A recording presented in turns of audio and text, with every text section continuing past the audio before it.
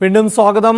രണ്ടാം നരേന്ദ്രമോദി സർക്കാരിന്റെ കാലാവധി അവസാനിക്കുന്ന പശ്ചാത്തലത്തിൽ ലോക്സഭാ തെരഞ്ഞെടുപ്പുമായി ബന്ധപ്പെട്ട ചർച്ചകളും പ്രതികരണങ്ങളുമൊക്കെ കേരളത്തിൽ സജീവമായിക്കൊണ്ടിരിക്കുകയാണ്. ലോക്സഭാ തെരഞ്ഞെടുപ്പിൽ കെ.സി. വേണുഗോപാൽ കേരളത്തിൽ നിന്ന് മത്സരിക്കുന്നത് കോൺഗ്രസിന്റെ സാധ്യതകൾ വർദ്ധിപ്പിക്കും എന്നാണ് കൊടിക്കുന്നിൽ സുരേഷ് പറയുന്നത്.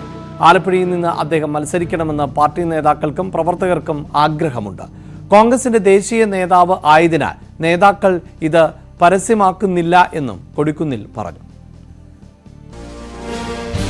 കെ.സി. വേണുഗോപാൽ യഥാർത്ഥത്തിൽ ദേശീയ തലത്തിൽ തിളങ്ങി നിൽക്കുമ്പോൾ അദ്ദേഹം കേരളത്തിലൂടെ വന്നാൽ, ഇത്തവണ മത്സരിക്കാൻ വന്നാൽ കേരളത്തിൽ ഒരു ഊർജ്ജവും കിട്ടില്ലേ? UDF-ന് ഒന്നുകൂടെ സാധ്യത വർദ്ധിപ്പിക്കില്ലേ? അങ്ങനെ ചിന്തിക്കുന്നില്ല. ഞങ്ങളെ സംബന്ധിച്ചിടത്തോളം ആലപ്പുഴയിൽ കെ.സി. വേണുഗോപാൽ മത്സരിക്കുന്നത് പാർട്ടിയുടെ വിജയസാധ്യതയ്ക്ക് ഏറ്റവും അനുയോജ്യനായ സ്ഥാനാർത്ഥി കെ.സി. വേണുഗോപാൽ എന്നാണ് ഞങ്ങളുടെ വിലയിരുത്തൽ. പക്ഷേ വിലയിരുത്തൽ അങ്ങനെയാണെങ്കിൽ പോലും അതിൽ തീരുമാനമെടുക്കേണ്ടത് കെ.സി. വേണുഗോപാലും പാർട്ടി ദേശീയ നേതൃത്വമാണ്. അവിടുത്തെ വോട്ടർമാരുടെ ഇടയിൽ കെ.സി.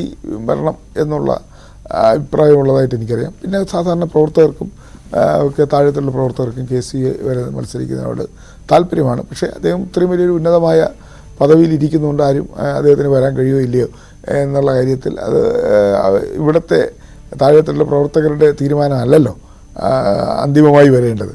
അതുകൊണ്ട് ആരും അങ്ങനെ ഓപ്പണായി പറയുന്നില്ലെന്നേ ഉള്ളൂ. KPCC അധ്യക്ഷനാകാൻ ആഗ്രഹമുണ്ട് എന്ന് പറഞ്ഞതിന്റെ പേരിൽ കടുത്ത സൈബർ ആക്രമണം നേരിട്ടുവെന്നും കൊടിക്കുന്നിൽ സുരേഷ്. ഇക്കാര്യത്തിൽ ഇനി അഭിപ്രായം പറയാൻ പേടിയാണ് എന്നും കൊടിക്കുന്നിൽ ന്യൂസ് 18നോട് പ്രതികരിച്ചു.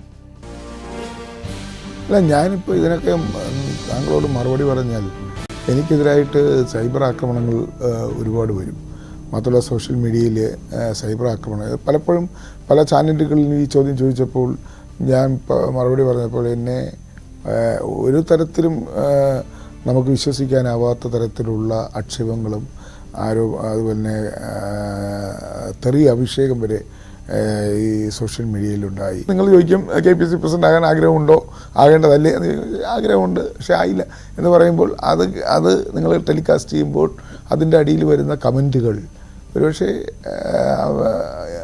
ഒരിക്കലും നമുക്ക് അപ്പം ഞാനിപ്പോൾ ഇതൊക്കെ താങ്കളോട് പറഞ്ഞാൽ ഇപ്പോൾ അതിൻ്റെ അടിയിൽ ഇപ്പോൾ വരാൻ പോകുന്ന, അല്ലെങ്കിൽ ഇത് ടെലികാസ്റ്റ് ചെയ്യുമ്പോൾ അതിൻ്റെ അടിയിൽ വരാൻ പോകുന്ന പ്രതികരണങ്ങൾ അതൊരിക്കലും നമുക്ക് സങ്കല്പിക്കാൻ പോലും പറ്റാത്ത രീതിയിലുള്ള വളരെ മോശമായ പ്രതികരണങ്ങളാണ് വരാൻ പോകുന്നത്.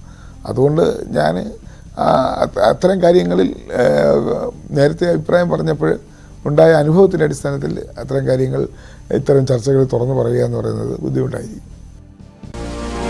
തന്നേക്കാൾ ജൂനിയർ ആയവർക്ക് പാർട്ടിയിൽ വലിയ പദവികൾ കിട്ടിയിട്ടുണ്ട് എന്നും കൊടിക്കുന്നിൽ സുരേഷ്. ആദ്യമായി ജയിച്ചവർക്ക് പോലും മന്ത്രിസ്ഥാനം കിട്ടി. ജാതിമത സമവാക്യം പാലിക്കേണ്ടി വന്നതുകൊണ്ടാകാം ഒഴിവാക്കപ്പെട്ടത്. തുടർച്ചയായി അവഗണിക്കപ്പെടുന്നത് കണ്ട് സോണിയാഗാന്ധി പ്രത്യേക താല്പര്യം എടുത്താണ് രണ്ടാം UPA സർക്കാരിൻ്റെ അവസാന കാലത്ത് മന്ത്രിയാക്കിയത്. പരാതി പറഞ്ഞ് പാർട്ടിയെ പ്രതിസന്ധിയിലാക്കാനില്ല എന്നും കൊടിക്കുന്നിൽ സുരേഷ് വ്യക്തമാക്കി. ഞാൻ 1989 MB ആയി അഞ്ചാമത്തെ പ്രാവശ്യമാണ് ഞാൻ രണ്ടാം UPA ഗവൺമെൻറ്റിൽ അവസാനത്തെ 1.5 വർഷം ഞാൻ മന്ത്രിയാവുന്നത്.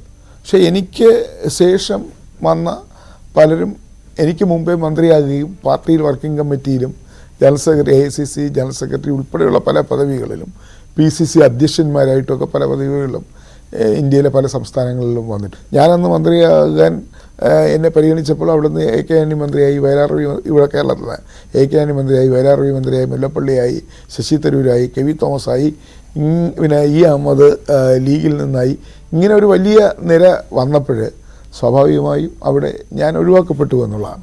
പിന്നെ അവസാന ഘട്ടത്തിൽ സോണിയാജിക്ക് തോന്നി സുരേഷിനെ മാറ്റി നിർത്തുന്നത് ശരിയില്ല, ഒരു അവസാനമെങ്കിലും ഒരു ചാൻസ് കൊടുക്കണം എന്ന് മാഡത്തിന് തോന്നിയത് കൊണ്ടാണ്, സോണിയാജിക്ക് തോന്നിയത് കൊണ്ടാണ് അവസാനം ഒരു 1.5 വർഷം മന്ത്രിസഭാ പുനഃസംഘടനയിൽ എനിക്ക് മന്ത്രിയാകാൻ അവസരം ലഭിച്ചത്. അതുകൊണ്ട് ഒരു പരിവം എനിക്കുണ്ടായില്ല. ഒരു പരാതിയും ഞാൻ സോണിയാജിയോടോ അല്ലെങ്കിൽ അന്നത്തെ പ്രധാനമന്ത്രി മൻമോഹൻ സിംഗ് ജിയോടോ ഒന്നും പറഞ്ഞില്ല. അതുപോലെ തന്നെ പാർട്ടിയിൽ പലതരത്തിലുള്ള പുനഃസംഘടനകൾ നടക്കുമ്പോൾ ജൂനിയറായ പല ആളുകളും PC അധ്യക്ഷന്മാരായിട്ടുണ്ട്, അതുപോലെ വർക്കിംഗ് കമ്മിറ്റിയിൽ വന്നിട്ടുണ്ട്, അതോടൊപ്പം തന്നെ പല പദവികളിലും വന്നിട്ടുണ്ട്. പക്ഷേ അതെപ്പോഴും ഞാനൊരു പരാതിയോ പരിഭവമോ ഒന്നും നേതൃത്വത്തിൽ പറഞ്ഞില്ല. എന്നെ ഒഴിവാക്കി, എന്നെ മാറ്റി നിർത്തി, എനിക്ക് അവസരം തന്നില്ല എന്ന് ഞാൻ പറഞ്ഞില്ല.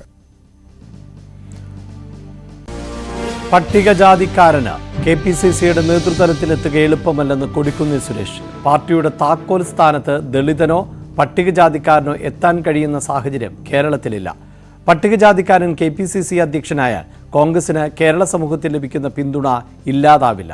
അത് നടപ്പിലാക്കാൻ കഴിഞ്ഞാൽ വിപ്ലവകരമായ നടപടിയാകുമെന്നും കൊടിക്കുന്നിൽ സുരേഷ് ന്യൂസ് 18നോട് പറഞ്ഞു. പിന്നോക്ക വിഭാഗങ്ങളെന്ന് പറയുമ്പോൾ അതിനകത്ത് വരുന്ന SC ST വിഭാഗങ്ങളെയാണ് താങ്കൾ ഉദ്ദേശിക്കുന്നതെങ്കിൽ അത് കേരളത്തിൽ അത്ര എളുപ്പമുള്ള കാര്യമല്ല. ഉദാഹരണമായിട്ട് ഇപ്പോൾ തമിഴ്നാട്ടിലെ കോൺഗ്രസിന് 26 MLA-മാരുണ്ട്. 26 MLA-മാരുടെ കോൺഗ്രസ് പാർലമെൻ്ററി പാർട്ടി തമിഴ്നാട് പോലുള്ള ഒരു സംസ്ഥാനത്ത് ഇപ്പോഴും ജാതി വിവേചനവും മറ്റൊക്കെ നിലനിൽക്കുന്ന ഒരു സ്റ്റേറ്റിൽ തമിഴ്നാട്ടിൽ ഒരുപാട് റിപ്പോർട്ടുകൾ വരുന്നുണ്ട്. ക്ഷേത്രത്തിൽ പ്രവേശിപ്പിക്കുന്നില്ല, സ്കൂളിൽ കൂടെ ഇരുത്തുന്നില്ല. അവിടെ സെൽവ പെരുന്തുകൈ എന്ന് പറയുന്ന ദളിത് വിഭാഗത്തിൽപ്പെട്ട ആളാണ് അവിടുത്തെ കോൺഗ്രസിൻ്റെ parliamentary party leader, CLP leader. ഇപ്പുറത്തോട്ട് കർണാടകത്തെ ഒരു സ്റ്റേറ്റിലോട്ട് വന്നാൽ ശ്രീ മല്ലികാർജുൻ ഖാർഗെ കർണാടകത്തിൽ നിന്ന് KPC പ്രസിഡൻ്റായും നിരവധി പാർട്ടി പദവി വഹിച്ച് പ്രതിപക്ഷ നേതാവ് ഇരുന്നേറ്റ് ദേശീയ നേതൃത്വത്തിൽ വന്നയാളാണ്. അദ്ദേഹം ദളിതനാണ്. അവിടെ തന്നെ പരമേശ്വര എന്ന് പറയുന്ന ആൾ KPC പ്രസിഡൻ്റായിരുന്നു. പിന്നെ അദ്ദേഹം ഉപമുഖ്യമന്ത്രിയായിരുന്നു.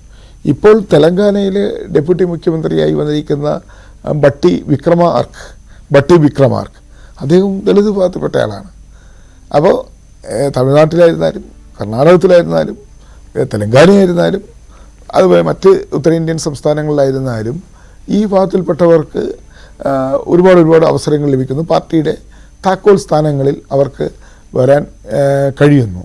പക്ഷേ കേരളത്തിൽ അതിന് പറ്റിയ സാഹചര്യം അല്ല. ഇവിടുത്തെ ജാതി സമുദായ സമവാക്യങ്ങൾ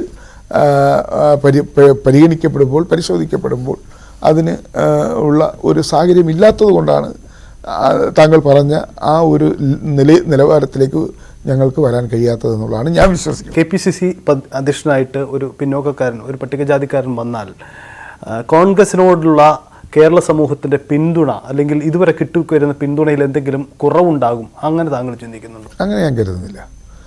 അത് അങ്ങനെ വന്നാൽ അതൊരു വിപ്ലവകരമായ തീരുമാനമായിരിക്കും. കേരളത്തിലൊരു വിപ്ലവകരമായി തീരുമാനിക്കുക. അത് വലിയ ചലനങ്ങൾ കേരളത്തിൻ്റെ രാഷ്ട്രീയ സാമൂഹ്യ രംഗങ്ങളിൽ ഉണ്ടാകുമെന്ന് വിശ്വസിക്കുന്ന ഒരാളാണ് ഞാൻ. പാലക്കാട് അഗളിയിൽ കഞ്ചാവ് തോട്ടം